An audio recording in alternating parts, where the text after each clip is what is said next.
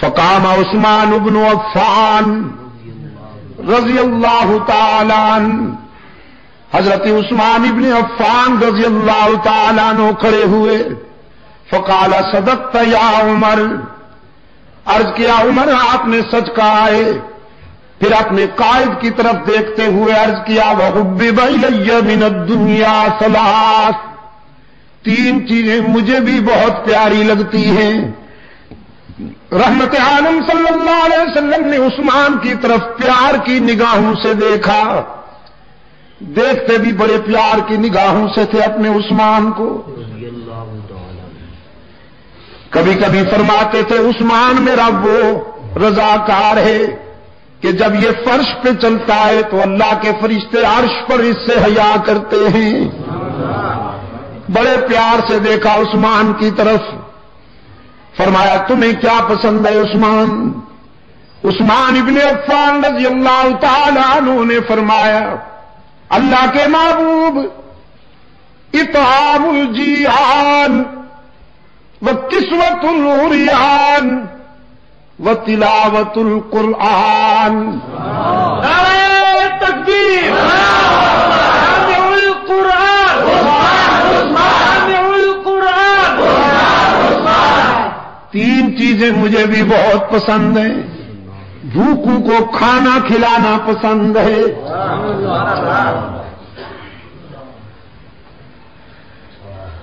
نادار اور کمزور لوگوں کو نیا لباس پہنانا پسند ہے.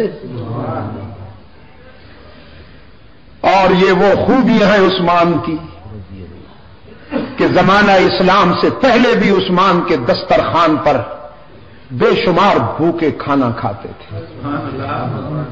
تلاش کرتے تھے کوئی نادار مل جائے، کوئی غریب الحال مل جائے کہ اس کے آنسو اپنے دامن میں لے لوں اور اپنی خوشیاں اس کے دامن میں ڈال دوں.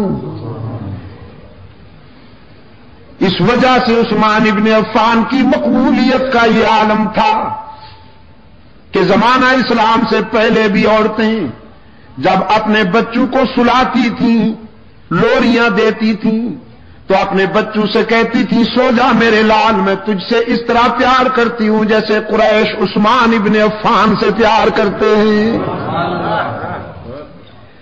فرمایا اطعام الجیعان، بھوکوں کو کھانا کھلانا پسند ہے. یہ میں آپ کو اس لیے نہیں سنا رہا میرے عزیز دوستوں کہ آپ سنیں اور مزے لے لیں اور بس پھر بھول جائیں. میں اس لیے آپ کے دلوں میں یہ سچائیاں اتار رہا ہوں کہ اللہ آپ میں بھی یہ اخلاقی خوبیاں پیدا کریں.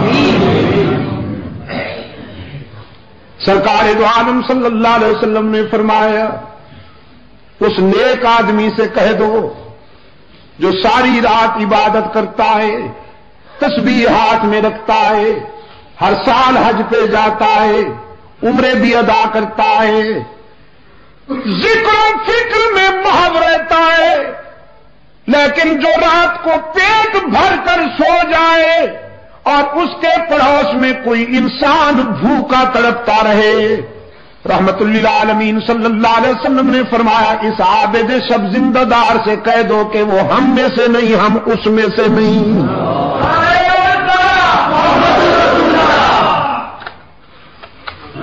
بھوکوں کو کھانا کھلانا پسند ہے، نادار لوگوں کو کپڑے پہنانا پسند ہے، اور ڈوب کر قرآن کی تلاوت کرنا بھی بہت پسند ہے. لاج رکھی عثمان نے، لاج رکھی اپنی پسند کی.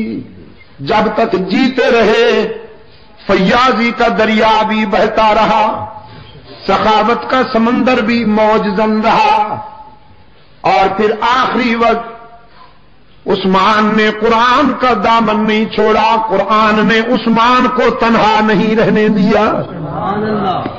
شہداء کی صف میں صرف عثمان منفرد مظلوم ہے کہ جس نے قرآن کے دامن میں آخری سانس لیے. 40 دنوں کے محاصرے میں جب سبائی ایجنٹ یہودی گنڈے جو کہلاتے تو اپنے آپ کو اسلامی تھے کہ ہم جماعت اسلامی ہیں،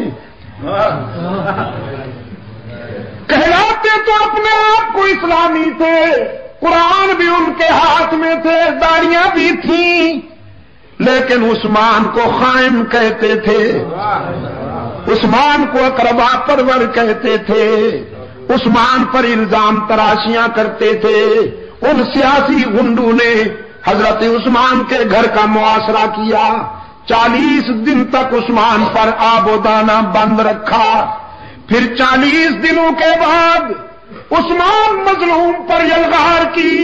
حضرت علی رضی اللہ تعالی عنہ حضرت عثمان کے پاس آتے ہیں، کہتے ہیں عثمان اب آپ کی مظلومیت برداشت نہیں، آپ امیر المومنین ہیں، ہم آپ کی حکم عدولی بھی نہیں کر سکتے، آپ ہمیں اجازت دیجیے کہ ہم ان غنڈوں کو ٹھکانے لگا دیں، یہ مٹھی بھر شرپسند ہیں، تخریب کار ہیں، اجازت دیجیے۔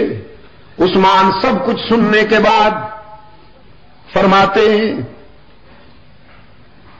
علی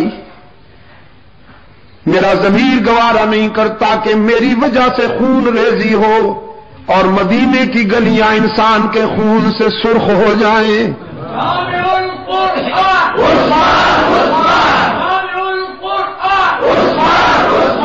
حضرت علی فرماتے ہیں امیر المومنین کتنے دنوں سے آپ کو بھوکا رکھا گیا ہے، پیاسا رکھا گیا ہے؟ عثمان فرماتے ہیں علی بھائی آج تو پیاسا نہیں ہوں، آج تو سارے دکھ دور ہو گئے، آپ کے آنے سے کچھ دیر پہلے غنودگی کی کیفیت تھی، بے خودی کا عالم تھا، خواب میں رحمت للعالمین مسکراتے ہوئے ملے۔ رحمت عالم صلی اللہ علیہ وسلم نے فرمایا عثمان 2 راستے ہیں، ان میں سے ایک چن لو، ایک راستہ یہ ہے کہ اپنے دشمنوں کے لیے بد دعا کرو، وہ ہلاک ہو جائیں، زمین پھٹے گی اور غرق ہو جائیں، اور دوسرا راستہ ہے صبر والا، دوسرا راستہ ہے صبر والا، پہلا راستہ ہے جذبات والا اور دوسرا راستہ ہے صبر والا۔ تو اگر صبر کرو، روزہ رکھا ہوا ہے آپ نے، افطاری ہمارے ہاں عالم برزخ میں آ کے کرنا۔ حضرت عثمان نے فرمایا میں نے اپنے آقا سے کہہ دیا ہے حضور میں دوسرا راستہ پسند کرتا ہوں، صبر کروں گا، آپ دعا فرمائیں کہ اللہ مجھے صبر کے مرحلے میں کامیاب کر دے۔ رحمت عالم صلی اللہ علیہ وسلم نے سینے سے لگا لیا، حضرت عثمان فرمانے لگے میرے سینے پر حضور اکرم صلی اللہ علیہ وسلم نے پیار کا ہاتھ رکھا، ساری پیاس دور ہو گئی، میں اب تک دل کی گہرائیوں میں حضور کے ہاتھ کی ٹھنڈک محسوس کر رہا ہوں۔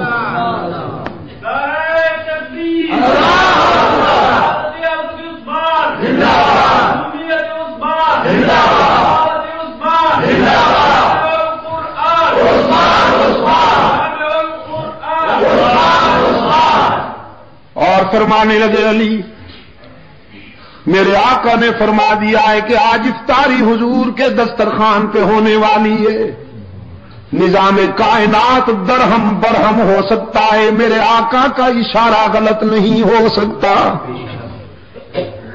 صبر کروں گا، آپ بھی صبر کیجئے۔ نماز عصر پڑھی، لباس بدلا، قرآن کو سامنے کھول کر بیٹھ گئے، بڑی تختی والا قرآن کریم تھا، چمڑے کے اوراق پہ لکھا ہوا، قرآن کریم کی تلاوت شروع کر دی۔ پہلے پارے کی آخری آیتیں تلاوت ہو رہی تھی کہ قاتل دیوار پھاند کر اندر آ گئے۔ حضرت عثمان کے سینے میں انہوں نے سلاخیں اتاری، داڑھی مبارک کو پکڑ کر نوچا، سینے میں سلاخیں اتاری، گھائل ہو کر حضرت عثمان کے سینے سے خون کا فوارہ نکلا، قرآن نے اپنے ورقوں میں محفوظ کر لیا۔ قرآن کے ورقے خون عثمان سے رنگین ہو گئے۔ اور پھر جب گھائل ہو کر گرے تو عثمان قرآن ہی کے دامن میں جا گرے. عثمان نے قرآن کو اور قرآن نے عثمان کو سینے لگا کر یاری پکی کر لی نا. حشر کے میدان میں شہداء جب اللہ کی عدالت میں پیش ہوں گے کسی شہید کی شہادت کی گواہی ریت کے ذرے دیں گے, کسی شہید کی شہادت کی گواہی تلوار کی دھار دے گی, کسی شہید کی شہادت کی گواہی خنجر دے گا, کسی شہید کی شہادت کی گواہی خون گریبان دے گا, تیر و کمان دے گا. عثمان وہ مظلوم ہے, اس کی شہادت کی گواہی اللہ کا قرآن دے گا. عثمان نے جان دے دی لیکن قرآن کا دامن نہ چھوڑا. اطعام الجیعان وکسوۃ العریان وتلاوۃ القرآن, 3 چیزیں عثمان نے بیان کی.